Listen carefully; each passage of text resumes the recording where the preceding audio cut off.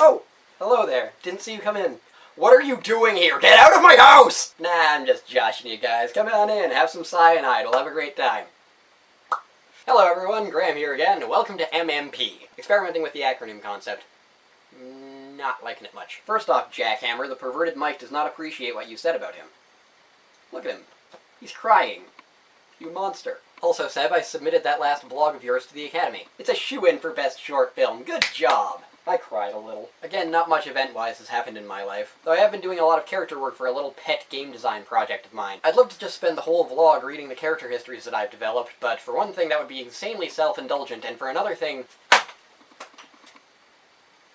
This is about like 24-ish pages of stuff, and that's 3 characters. I'm still on a game design kick though, so in keeping with that and to bring the whole thing back to music for a bit, and since my last vlog got really dark and artsy, let's go someplace bright and really freaking nerdy. Video game soundtracks. I'm not gonna go into iconic soundtracks like Mario, Chrono Trigger, or Zelda, or anything like that. I'm even gonna try and stay off of more well-known things like Uncharted, Halo, and Metal Gear Solid. Though honestly, if you don't know the MGS theme song off by heart, look it up. It is wonderful.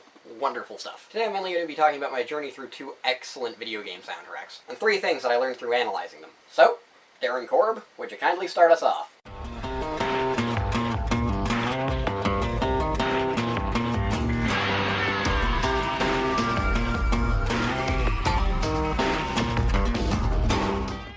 First off, I want to quickly go into instruments. As I believe Jack and Seb know well enough, before this week I had a severe hatred of the ukulele and the acoustic guitar. Turns out after this little journey into Bastion soundtrack, I was using quite the sweeping generalization. I was hating the game, not the player, essentially. What I hate is not these instruments within themselves, but rather how they are used. So frequently these instruments in particular are used in the most basic way an instrument can be, just to fill space. Take any given Jason Mraz song. The acoustic guitar is there, but who the hell cares? It's honestly just there so he's not singing unaccompanied. Welcome to filling space. Every instrument in the world is an art form all to itself. Hell, going back to primal roots, hitting a log as opposed to hitting a rock is a fascinating duality. Now, I'm not saying that just a singer on an acoustic guitar is necessarily a bad thing. In fact, Mr. Korb, take it away again. I set my sail, fly, the wind it will take me back to my home, sweet home. I feel really bad talking over this, but I kinda have to. The way the guitar is used in this track alongside those mournful vocals is so haunting, and it adds so much to the song that it simply wouldn't work with any other instrument. This is how to be a singer-songwriter. Make sure everything is there for a reason, not just for filling space. Simple is great.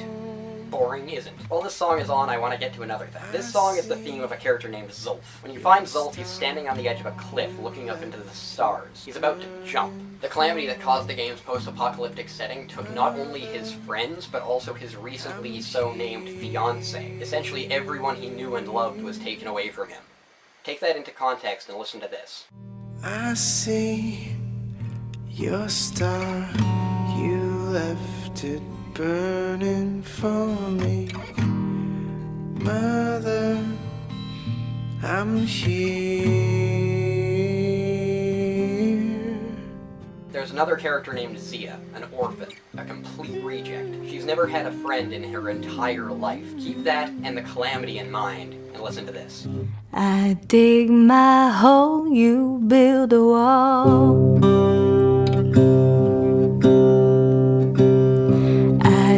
My hole, you build a wall. One day that wall is gonna fall. It's really rather strange to think that in the case of an apocalypse, there's someone out there, some survivor, who's just glad to be wanted, finally. Now try to keep both of those characters in mind and listen to this. I set my sail, fly, the wind it will take me back to my home, sweet home.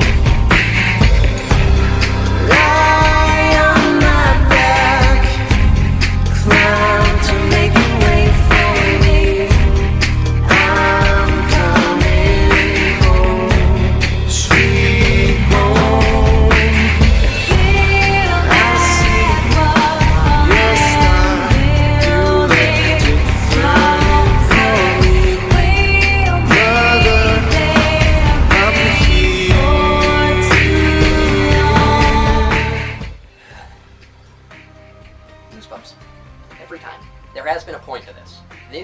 of the unique powers of a soundtrack. How it can connect you to characters and to experiences through music alone. Kind of like a musical, but without interrupting the story. You know, I sort of said this was going to be bright, didn't I? So on that note, let's get off the topic of story. In fact, fuck words altogether.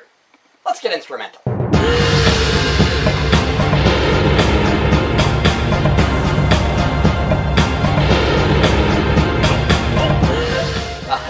Now this is the shit right here. This embodies everything that I simply adore about video game soundtracks. There are some emotions, some feelings that words cannot even hope to touch on. This piece embodies one of those feelings perfectly. That emotion?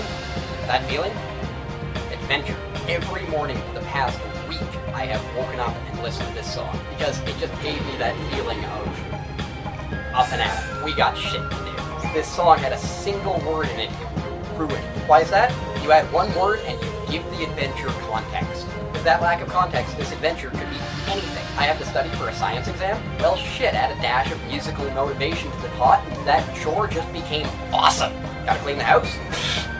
I've jammed with Thunder Gods before, this ain't nothing. Ray Kondo, from musician to musician, I salute you, you wonderful, wonderful man. It might seem like I'm exaggerating here, but no, I'm just passionate. This song and songs like it are what made it so that I could do all of this and nearly finish an entire high school credit in a week. Hell, I was listening to a mixture of this, the Bastion soundtrack, the Blaze Blue soundtrack, the fucking Sonic Colors soundtrack, while I was scripting what you're watching right now. Just so much awesome all in one place. I don't know what to do with it all.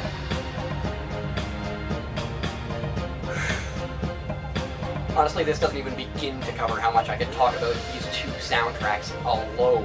But I'm a little concerned about time. So I may come back to this. Jack, for now, even though he doesn't want to go, I pass the perverted proverbial microphone to you.